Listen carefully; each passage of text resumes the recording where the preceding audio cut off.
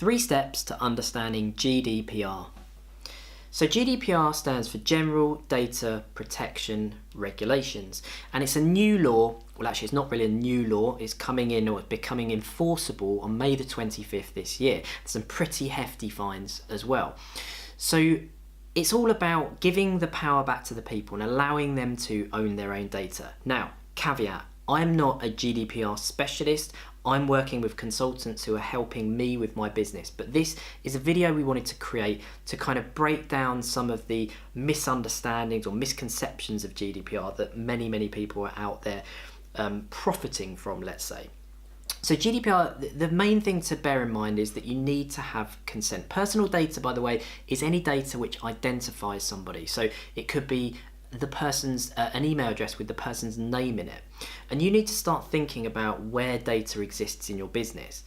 If you're looking at the marketing aspect, you need to ensure that you've got consent to send to people. So this is something that businesses have been doing incorrectly or badly for many years. So in my opinion, this is a good thing to happen, that people won't receive the things they haven't asked for in the future, or certainly shouldn't do.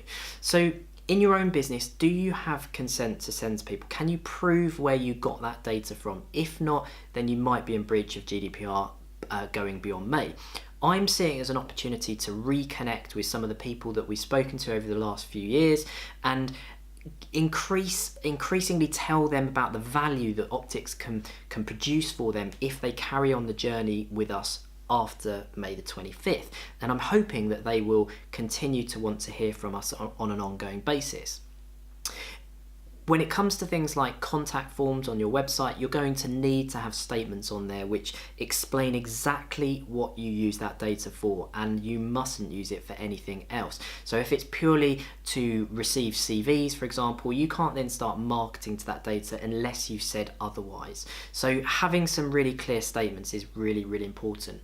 The second thing you need to bear in mind is where data is in your business. Have you mapped your business? This is an exercise that we've gone through over a number of days, where we've looked at HR, legal, IT, and all sorts of other areas, marketing, all sorts of other areas within our business. And we've literally gone through and said, where does data exist? What is the data exists? Where does it exist? Is it on a server? Is it in a cloud? Is it on email? And then we've mapped the flow of that data. Where does it get sent? Does it go off-site? Are there third-party suppliers such as payroll, such as accountants who have access to that data, even our IT support company?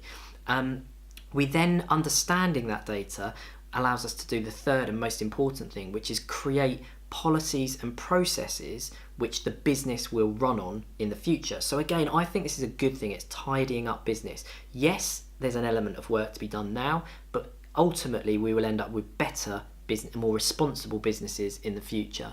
So having those policies and processes, and 2 key ones will be a privacy policy and a privacy notice, which will go externally and internally, which will explain to people in your business and externally what you do with data. Where do you have data and what do you do with it?